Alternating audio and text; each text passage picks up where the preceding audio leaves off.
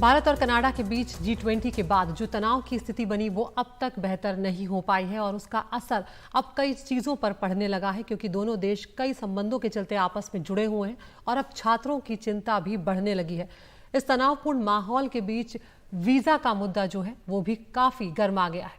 हर साल देश से 2 लाख के करीब छात्र पढ़ाई करने के लिए कनाडा जाते हैं और इनमें से 45% तादाद पंजाबी छात्र जाते हैं। कनाडा में भी कई ऐसे प्रांत हैं जो मिनी पंजाब बन चुके हैं।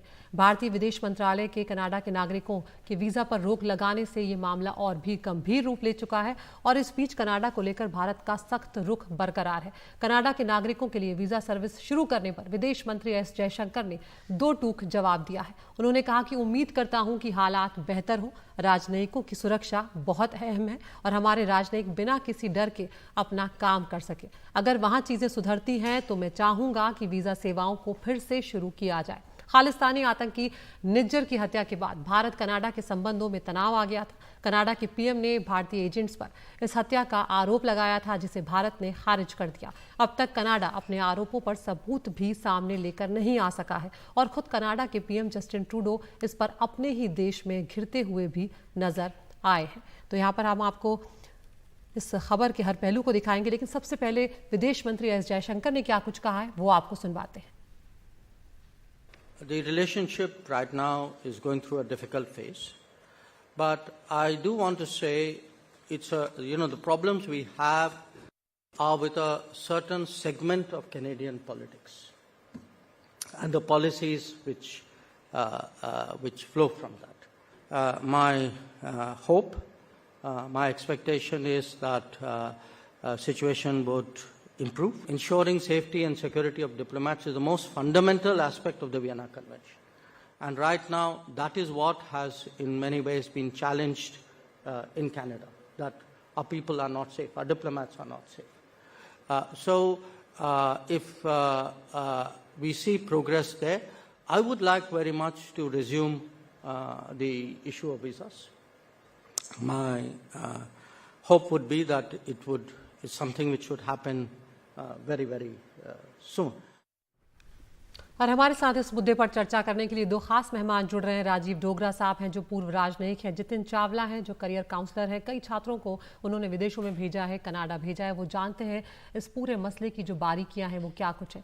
डोगरा साहब, सबसे पहले आपके पास मैं आना चाहूँगी। यहाँ पर जिस तरह से 1 महीने से ज़्यादा का वक्त अब हो चुका है G20 के बाद, संबंध भारत और कनाडा के बीच में लगातार तनावपूर्ण बने हुए हैं और एक के बाद एक कई ऐसी चीज़ें हुई हैं जिसके बाद ये संबंध और इनमें कड़वाहट ही देखने को मिली है। किस तरफ बढ़ता हुआ ये मामला आपको इस वक्त नजर आ रहा है?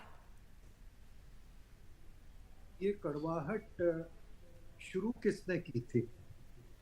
शुरू की थी कनाडा के प्राइम मिनिस्टर ट्रूडो ने, जो पार्लियामेंट में उन्होंने बयान दिया जो एक पुलिस इंस्पेक्टर भी नहीं करेगा अनजाने में। उन्होंने कहा कि एलिगेशंस हैं इसलिए हम भारत को एक्यूज करते हैं इस मर्डर के लिए। तो कोई पुलिस स्टेशन दुनिया का एफआईआर भी नहीं लिखवाएगा एलिगेशंस के ऊपर, कुछ थोड़ा सा तो प्रूफ होना चाहिए। उसके बाद उन्होंने एक भी कदम पीछे नहीं हटाया, एक भी कोई ऐसा सुझाव नहीं दिया जिससे तनाव जो है वो कम हो सके। बल्कि लोग तो ये कह रहे हैं कि अब भारतीयों के लिए जो सबसे नापसंदीदा कोई पर्सन है या एंटिटी है वो पाकिस्तान या चीन नहीं है, जस्टिन ट्रूडो है, क्योंकि एक के बाद एक वो गलतियां करते जा रहे हैं। अब नुकसान किसका होगा?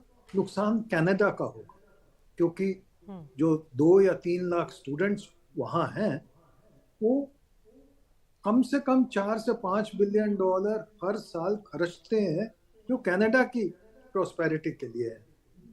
और नुकसान किसका होगा? जो ट्रेड करना चाहते हैं इंडिया के साथ, क्योंकि कनाडा इतना इम्पोर्टेंट ट्रेडिंग पार्टनर नहीं है, पर फिर भी जो थोड़ा बहुत 7-8 बिलियन का ट्रेड है वो कनाडा के लिए भी इम्पोर्टेंट है, भारत के लिए भी इम्पोर्टेंट है, क्योंकि क्यों कोई नुकसान हो जिससे लोगों का फायदा हो सके।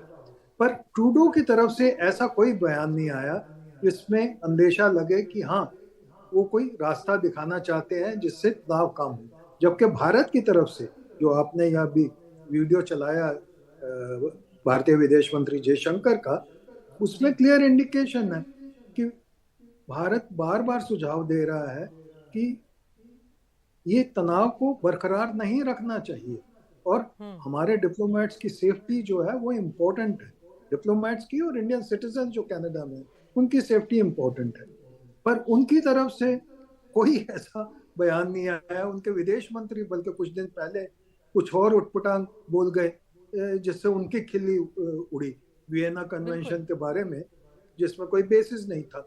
सो अभी तक कुछ राह दिख नहीं रही जो पिछले एक महीने G20 के बाद से थोड़ी भिन्न। बिल्कुल। यहाँ पर जितिन चावला आपके पास मैं आना चाहूँगी। इस टाइम पर जो जी। स्थिति बनी हुई है उससे छात्र जो हैं जो वहाँ पढ़ने जाते हैं, जो यहाँ पर वहाँ पर पहले से हैं, और उनके जो परिजन हैं उनके भीतर बहुत एक चिंता आ गई है कि कहाँ बढ़ेगा ये मामला, ये पता नहीं है, और कुछ लोगों के करियर जो है उन पर भी बात आ सकती है। ऐसे में आप तक किस तरह की बातें जो हैं वो पहुँच रही हैं और आपको यहाँ पर क्या लग रहा है? देखिए, दो चीज़ें हैं।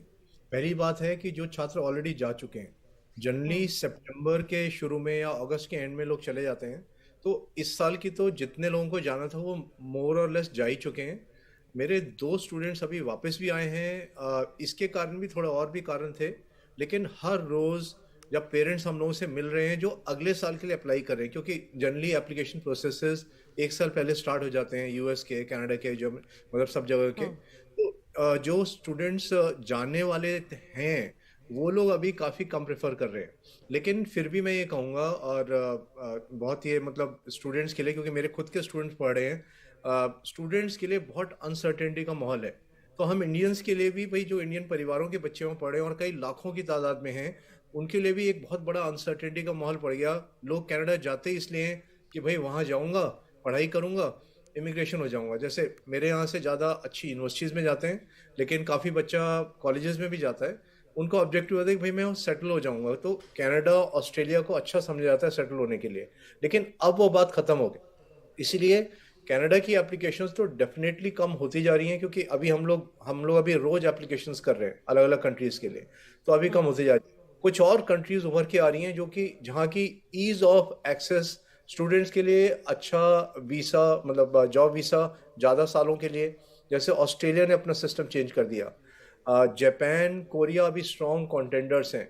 उनकी यूनिवर्सिटी में इंग्लिश में कोर्सेज नहीं थे ज़्यादा, बट अगर मैं आज टॉप की यूनिवर्सिटी देखूँ, यूनिवर्सिटी ऑफ टोक्यो, क्योटो और काफ़ी और यूनिवर्सिटी, तो वहाँ पर नए इंग्लिश में कोर्सेज इंट्रोड्यूस कर दिए हैं। ऐसे ही एक और मुद्दा है जो कि चेंज कर रहा है पूरे सिनेरियो को। इंडियन गवर्नमेंट ने भी बाहर की यूनिवर्सिटीज़ को अलाउ किया है। वो गिफ्ट सिटी में, जो कि गुजरात में है, वहाँ डेकन यूनिवर्सिटी ऑस्ट्रेलिया ने ऑलरेडी अप्लाई भी कर दिया है। सो ऐसे टायर्स भी होंगे जहाँ कोई बच्चा 2 साल इंडिया में पढ़ ले, फिर 2 साल बाहर पढ़ ले।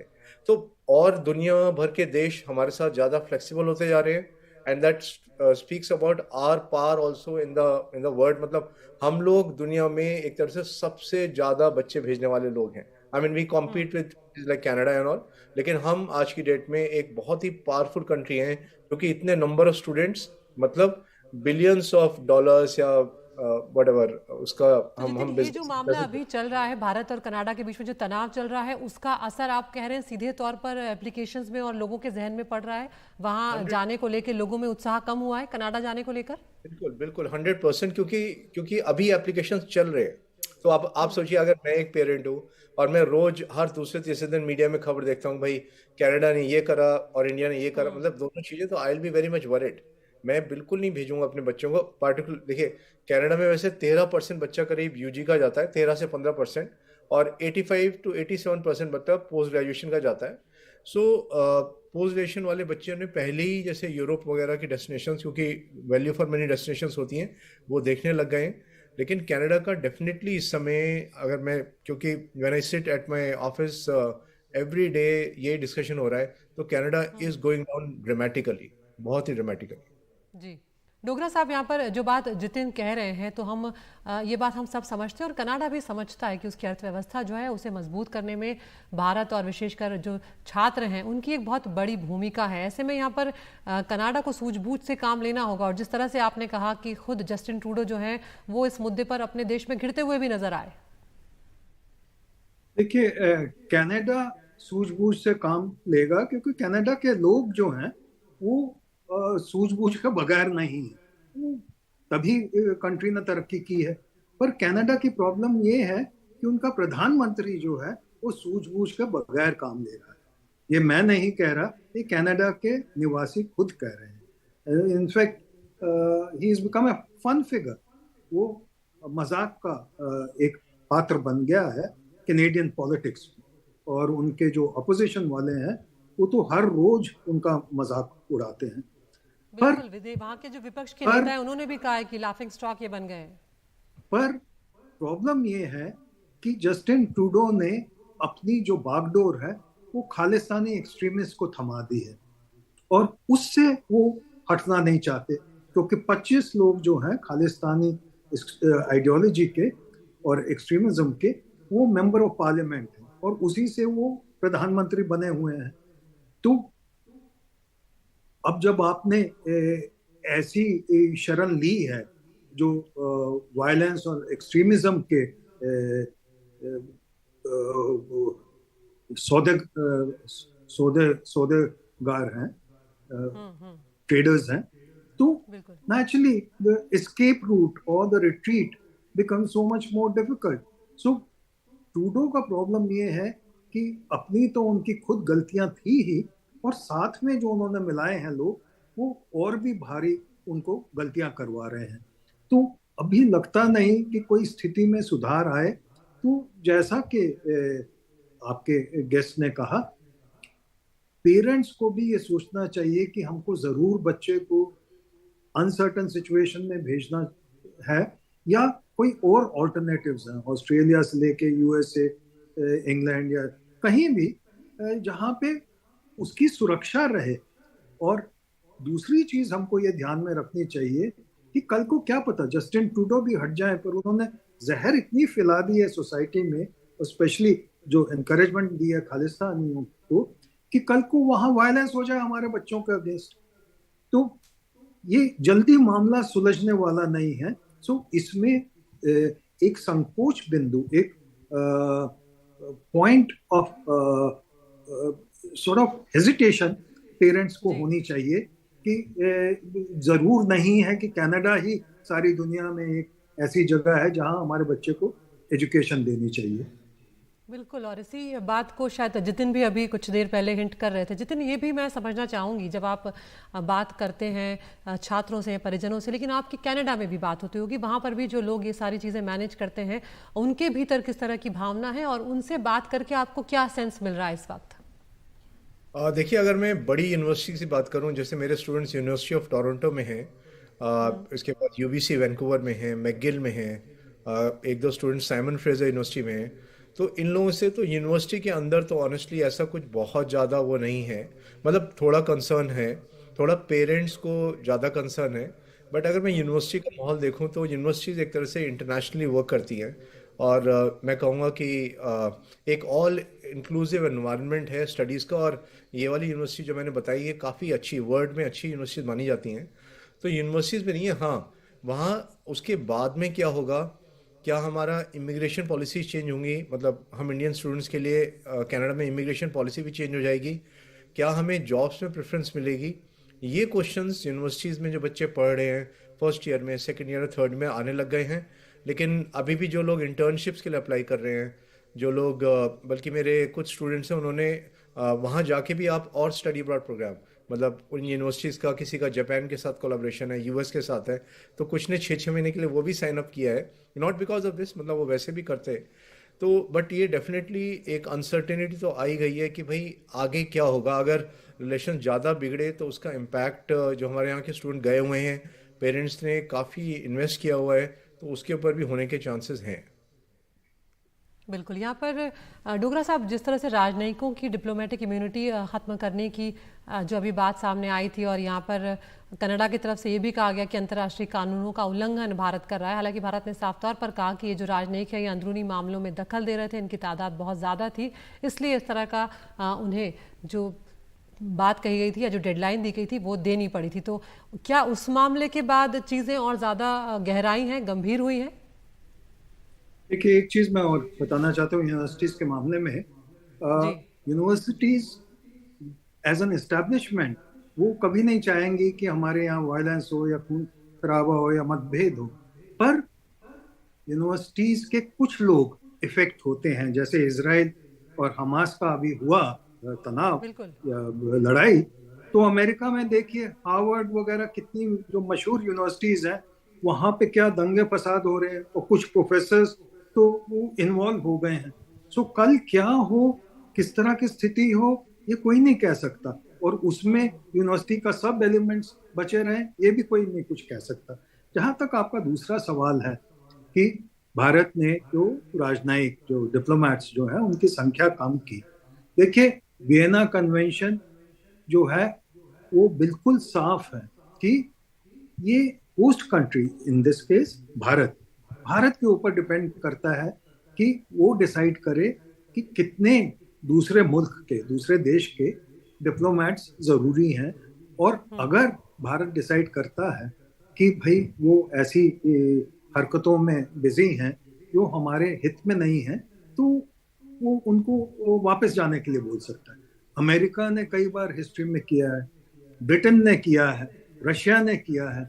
तो कनाडा जो है वो देखे बगैर कि वियना कन्वेंशन कहती क्या है वो बयान दे देते हैं, जिससे और मन जो डिफरेंसेस हैं बढ़ते हैं, कम नहीं होते। तो आप जो पूछ रही थी कि इससे डिफरेंसेस पे क्या असर पड़ेगा, डिफरेंसेस पे यह असर पड़ेगा कि अगर आप अनाप शनाप के बयान दे रहे हैं जिसका वियना कन्वेंशन से कोई सरोकार नहीं है, तो मुश्किलें बढ़ेंगी। बिल्कुल, यहाँ पर बयान देने में कनाडा के प्रधानमंत्री ही जब इतनी लापरवाही बरत रहे हैं, तो ये स्थितियाँ जो हैं वो कनाडा के लिए भी बहुत मुश्किल होने वाली है, क्योंकि उन्हें ये समझना होगा कि एक बहुत बड़ा तबका जो है, एक बहुत बड़ा परसेंटेज जो है वो भी भारत का छात्रों का वहाँ पर जाता है। जितने आखिरी सवाल मैं आपसे पूछना चाहूँगी, क्या सलाह इस वक्त आप उन छात्रों और परिजनों को देना चाहेंगे जो इस वक्त कनाडा जाने का मन बना रहे हैं, जो या वो एडमिशन लेने के बारे में सोच रहे हैं? हाँ, कुछ ऐसे लोग हैं जिनको बिल्कुल क्लियर है कि भाई हमारे कजिन्स हैं, हमारी फैमिली है, तो हम तो कनाडा ही जाएंगे। तो उनको हम लोग ऐसी यूनिवर्सिटीज़ में अप्लाई करा रहे हैं जहाँ इजीली डिफ़र हो जाता है प्रोग्राम। वैसे काफ़ी इंटरनेशनल यूनिवर्सिटीज़ इस चीज़ को सपोर्ट करती हैं। कोरोना के टाइम में भी मेरे ऑलमोस्ट 50% बच्चों ने 1 साल या कईयों ने इवन 2 साल भी डिफ़र कराया है प्रोग्राम्स में ज्वाइन करना।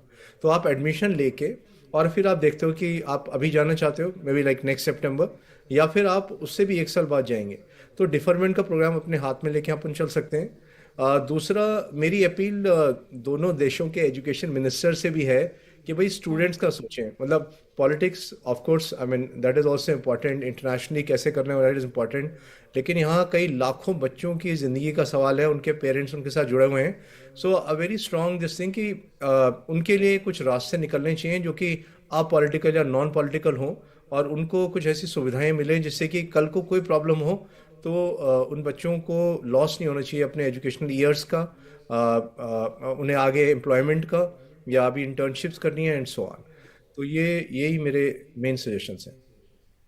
बिल्कुल, राजीव डोगरा साहब, जितिन चावला साहब, आप दोनों का बहुत बहुत शुक्रिया। जिस तरह से जितिन कह रहे हैं, डोगरा साहब कह रहे हैं कि यहाँ पर कनाडा जो बयान दे रहा है उसे देखना होगा कि दोनों देशों के संबंध कितने पुराने हैं और कितने मजबूत ये संबंध हैं, उसे सोच समझ कर कदम आगे बढ़ाना पड़ेगा इस मसले पर। जिस तरह से वो लगातार आरोप लगाता जा रहा है भारत उसको लेकर, और जिस तरह से जितिन कह रहे हैं कि दोनों देशों के बीच संबंध कैसे भी रहे, लेकिन छात्रों के लिए जो नीति है वो एक स्मूथ रहनी चाहिए, वो ऐसी रहनी चाहिए जो राजनीति से प्रेरित ना हो, ताकि उनके भविष्य पर इसका असर ना पड़े।